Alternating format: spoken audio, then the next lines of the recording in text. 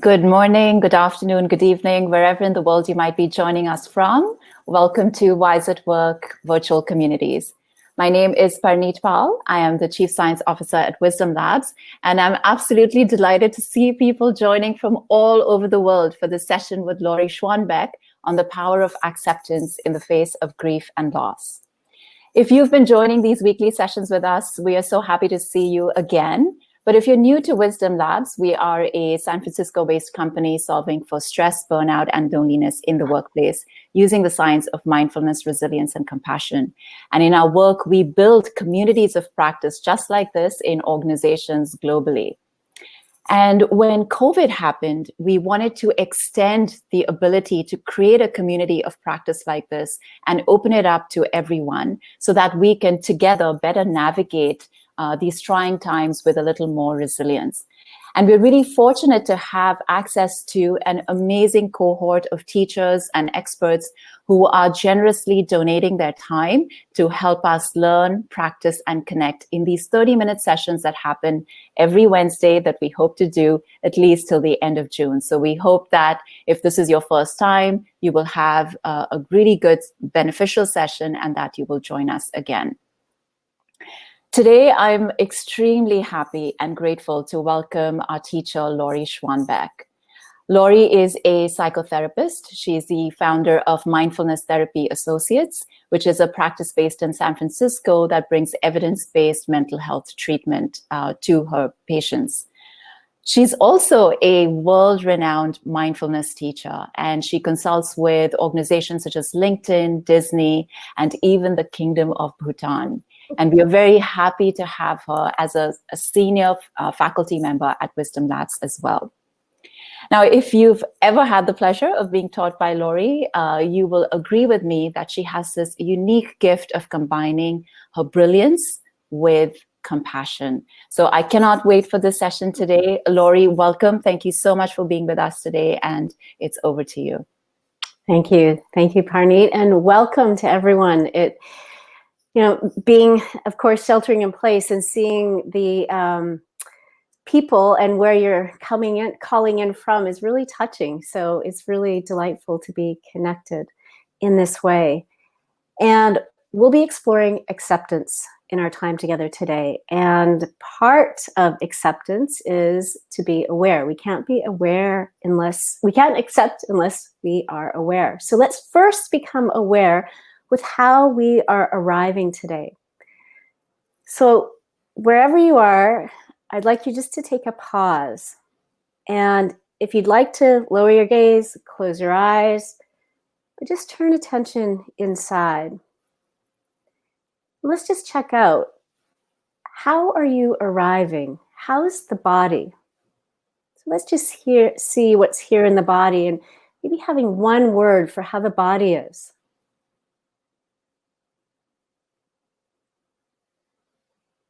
And let's move attention to the area of the heart. And what is one word that may describe what's here in the heart in this moment?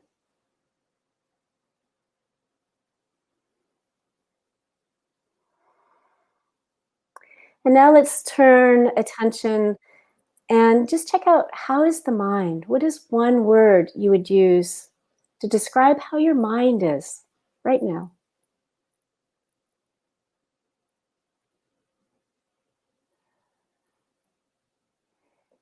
So I'm going to invite you just to type in the chat box, one word for body, one word for heart, and one word for mind.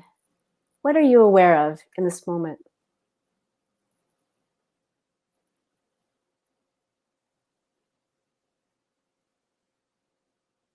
Distracted, relaxed, crowded, busy, overwhelmed, irritated, tight, antsy in the mind. So a wide variety of experience. And just to note, as you read other people's experience, that maybe there is something that you can relate to in what other people are experiencing right now. And so I want to extend a welcome to you and to all of your experience right now. And let's dive in and talk about acceptance. So what is acceptance? I like to think of it with three components. The first being recognition, and it's simply a recognition of what is true. And this builds on and is supported by awareness. The second component of acceptance is a receptivity, and this is an openness to experience. The third component of acceptance is a responsiveness, and this is a willingness to engage skillfully in the moment as it is. So we see that acceptance really allows us to meet the moment that we're in with awareness, openness, and willingness. Not the moment that we wish we were in, but the moment that is here. And when we are able to be fully here in this moment, we can then, our mind isn't thinking of how it should be or how it may be in the future or how it was in the past, which can take our attention away. We can really fully be here and meet life as it is. Then we can respond with skill. So it's really about turning towards and welcoming whatever is here in this moment. So what is acceptance? What is not acceptance? Put it this way. And what acceptance is it's not a resignation. It's not giving up or apathy. It's also not approval. I might accept, for example, that I've lost work because of the shutdown and people are not doing as many trainings in person. I can accept that, but I might not like that. So it's not about approval or thinking it's good or right. It simply is what is. Acceptance is also not putting on rose-colored glasses or being in denial. It's not saying, oh, everything's going to work out and this happened for a reason. I mean, that may be true if that's your belief system, but that's not what we're talking about when we're talking about acceptance. Acceptance is also not suppression of how we feel and kind of covering over. Research by Dr. Kelly Werner and James Gross at Stanford showed that emotional suppression actually increases physiological stress and distress. So it's not an adaptive skill. So you don't have to like what's happening. You don't have to approve it. But acceptance is simply the active engagement. It's an attitude of engaging with life as it is. And when we think about this, it's like it creates an open mind, an open heart, and again, a willingness to act with clarity and with skill. And I was reflecting on so in these times, what is it that we're called to accept? Well, we can look at our outer circumstances. And again, we might not like it. We might wish it was some other way, but we can accept that there's a pandemic. We can accept that, in my case, I'm losing work because of this. Other people might be experiencing health challenges or losing people that they really care about. So there's an acceptance of this outer circumstance. Coming closer in, we're also being asked to accept how we're responding to this moment. So I might need to accept that for me, there are times when I feel apathy. There are times when I feel a lot of grief, imagining people suffering right now. There are times when I feel guilt because I have it so much easier than other people. So there's these levels of acceptance. And at a deep, deep level, I think what this moment is calling for is an acceptance of this human condition, which is we're not in control of everything, that we will experience pain, loss, suffering, and ultimately each of us and everyone we know will die. So it's quite sobering, but I really want to bring that in to point out that acceptance is multi-layered. And if we're not accepting, then what are we doing? We're resisting. And as one of my teachers, Tara Brach, says, the boundary of what we accept is the boundary of our freedom. Because when we're not in acceptance, we are kind of constricted against reality. Another teacher, Byron Katie, says that when we argue with reality, we always know who's going to win, right? So our attention, our energy, our effectiveness to show up for life as it is diminished when our mind is stuck in with it, wishing things were some other way, or being caught in how they should be some other way. So I'm going to ask you, and I'm going to ask you to type in the chat box, right now in your life, what are some things that are difficult for you to accept? Again, invite you to type in the chat box, what are some things that are difficult in this moment for you to accept?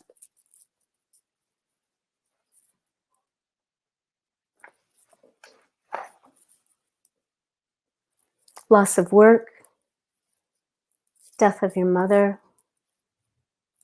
inability to help, that kind of feeling of overwhelm right now.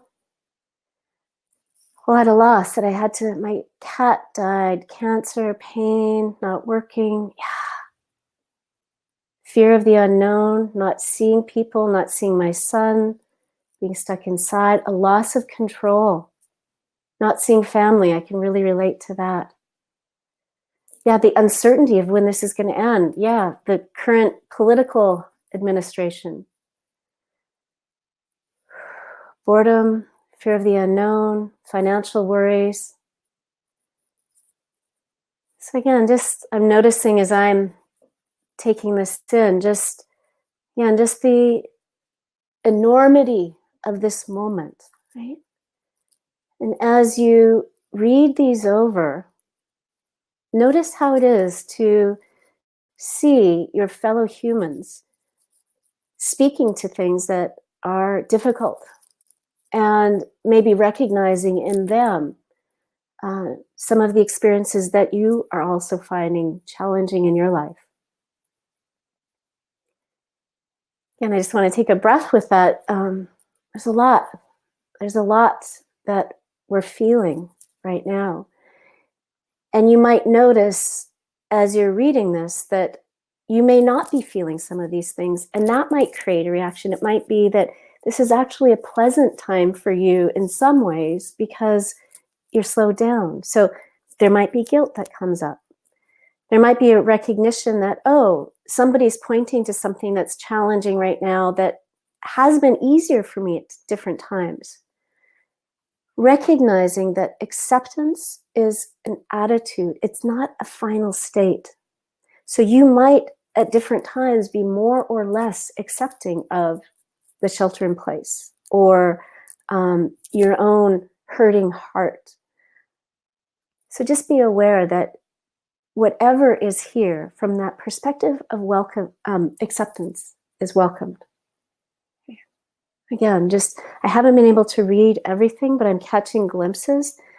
Again, just really struck by the depth and breadth of the loss that you all in our community and our humanity are experiencing here. So one of the things that I want to point to here is that when we experience these hardships, there's an inevitability to that, right? In life, this loss, this grief, the overwhelm sometimes we can feel. When we resist the truth of what is, what we're doing in our system is we're perceiving the reality as some kind of threat in and of itself. So for example, I might feel overwhelmed at having to stay inside and be virtually connected all the time. And then I might judge myself for feeling overwhelmed. And that layering of judgment and resistance to my experience, to the external experience, creates an activation in the system, again, of more threat. So what we're doing when we are resisting experience is we're amplifying the fight, flight, and freeze response in our system. So that might look like blaming, that might look like trying to deny and eat, more chocolate chip cookies, or drink more cocktails after work, or some amount of collapse. I can't handle this. This is too hard. So those reactions to our reaction keep us stuck in a place where we're not really effective. So when this sympathetic activation is amplified, it makes it hard for us to think. It makes it hard for our system to settle and for us to access the parts of our brain that can actually think clearly, that can actually have perspective beyond this moment, and it amplifies the overwhelm. So instead of revving up this fight, flight, or freeze through resistance, let's practice what it might be like to explore acceptance. So I'd like to do a quick practice with us. And this is going to be a short meditation practice.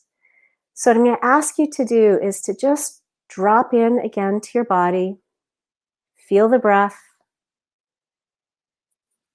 breathing in, and breathing out. And I'm going to ask you, we're going to do a little experiment here. And I'm going to ask you to bring up a circumstance that's hard for you to accept. And it might not be the hardest one, but something that right now is feeling a little challenging for you. And I'd like you to notice what happens in your body, in your heart, and your mind when you hear these statements. I can't stand this. This is too much. I should be feeling differently. I should be more motivated. This shouldn't be happening. So just notice what that is like. Notice the impact on your breath. And maybe there's some other phrase that you're aware of that comes up in response to this circumstance. Any shoulds or comparing. Just again, notice what that's like to resist. And let's take a deep breath, maybe wiggling your fingers, adjusting your body slightly. Again, in deep breath, you're stretching out a little bit. And let's just drop back in, finding the breath. And holding this situation, this circumstance that's hard. And notice what happens when you hear these phrases. Yes. Right now, it's like this. Yes. Right now, this is what I'm experiencing. Seeing if you can say yes to the emotion that's here. Yes, grief is here. Right now, it's like this.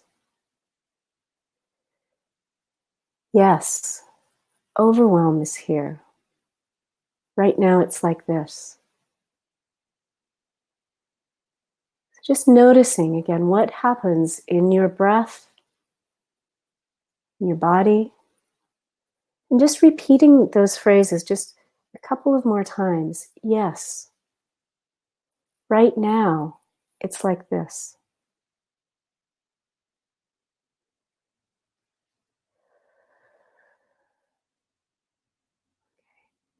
And so taking a big breath in again, noticing the difference between a mindset of resistance and that quality of acceptance, of welcoming. I invite you to type in the chat box if you noticed any difference. What was it like? What did you notice in your body? What did you notice in your heart, in your energy? with the should statements? What came up for you? And what came up for you with the yes? Right now, it's like this.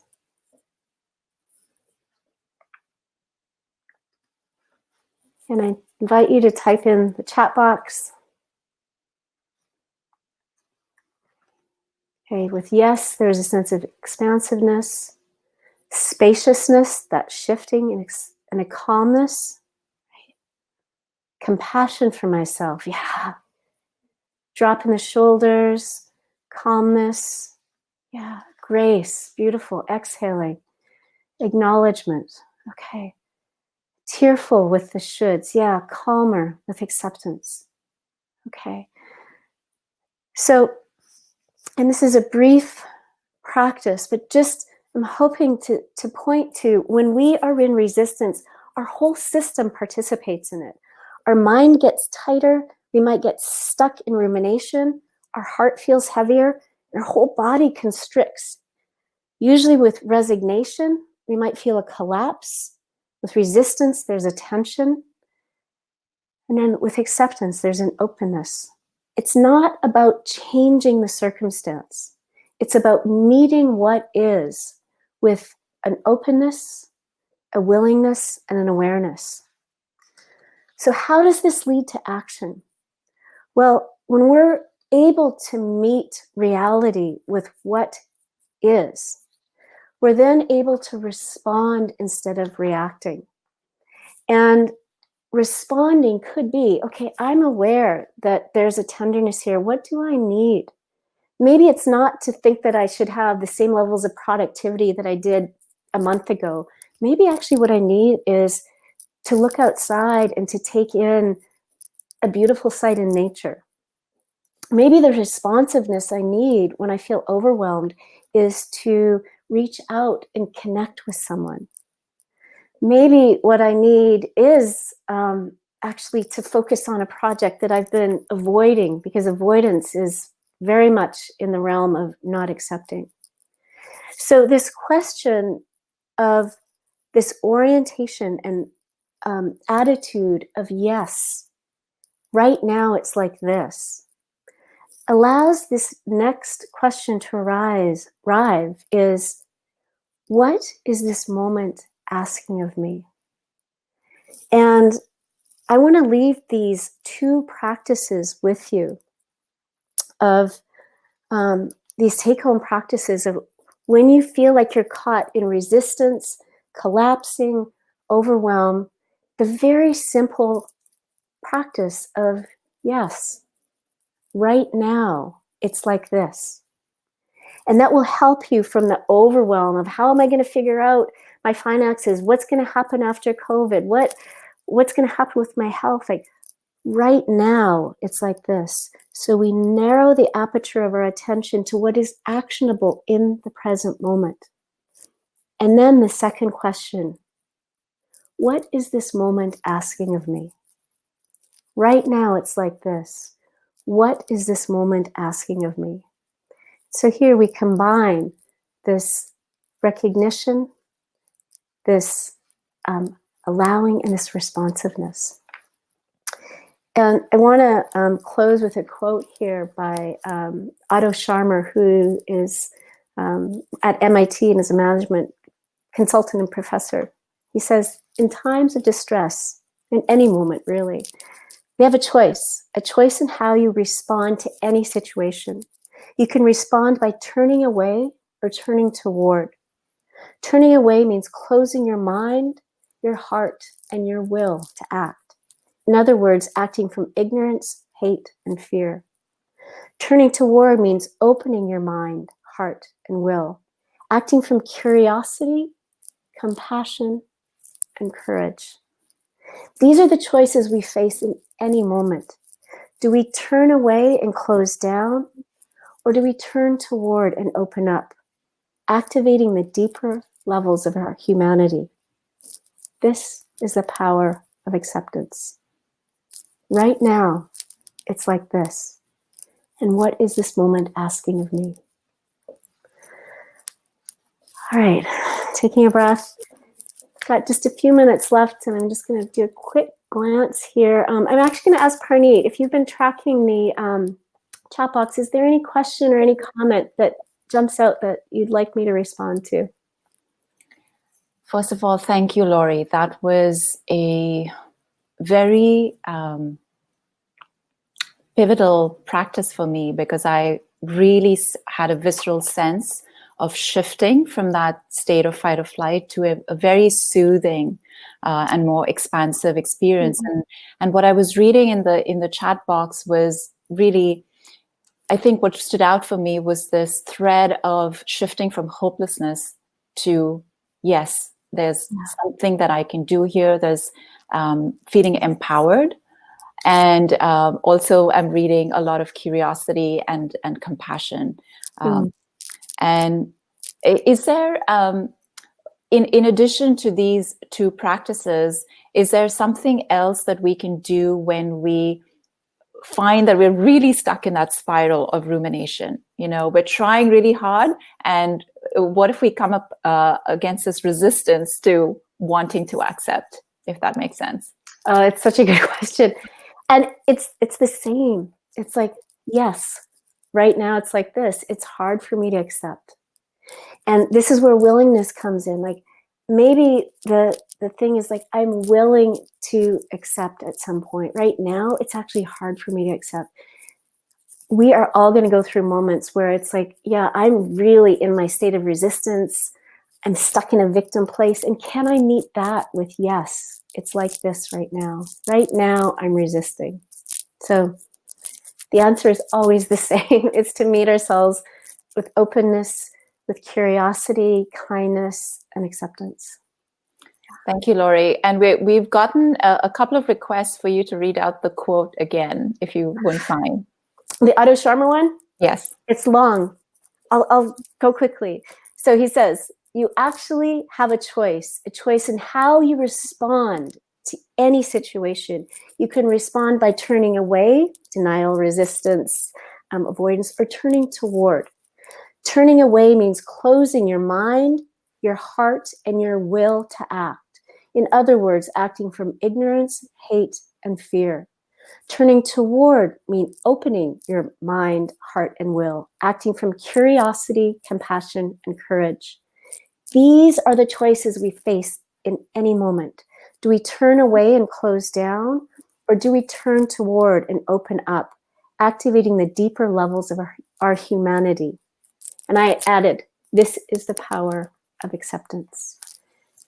What is here, and what is this moment asking of me? Beautiful. Thank you so much, Laurie, for that. I think it was really transformative.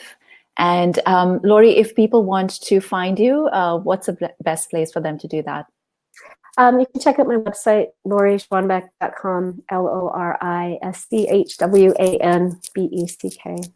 And as we close, I'm really just, again, struck by the depth of humanity that is present here, and just a recognition that these times that are so hard are also the times where we really can strengthen in our connection to ourselves, to each other, and the reality of what it is to be human. So thank you so much for this opportunity to connect with you all.